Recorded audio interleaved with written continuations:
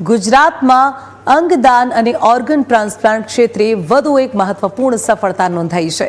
વંદે ભારત એક્સપ્રેસની ઝડપી સેવા દ્વારા અંકલેશ્વરથી અમદાવાદ સ્થિત UN Mehta institute of cardiology and research centre ખાતે ડોનર હૃદય પહોંચાડવામાં આવ્યું છે.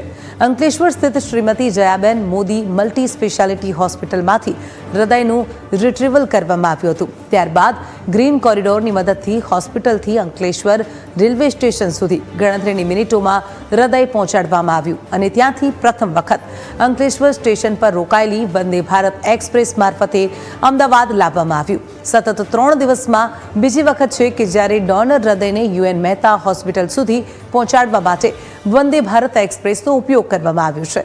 અંગદાનથી લઈને ટ્રાન્સપ્લાન્ટ સુધીનો સમય અત્યંત મહત્વપૂર્ણ હોય છે. હૃદય જેવા નાજુક અંગનું ટ્રાન્સપ્લાન્ટ ગણતરીના કલાકોમાં પૂર્ણ કરવું જરૂરી હોય છે. ત્યારે ઝડપી અને સમયબદ્ધ પરિવહન જીવન બચાવવામાં મહત્વપૂર્ણ ભૂમિકા ભજવે છે. વંદે ભારત એક્સપ્રેસની તેજ ગતિ અને સુવિધાઓના કારણે ગુજરાતમાં ફરી એક વખત એક જરૂરિયાતમંદ દર્દીને નવું જીવન મળવાની આશા જાગી છે.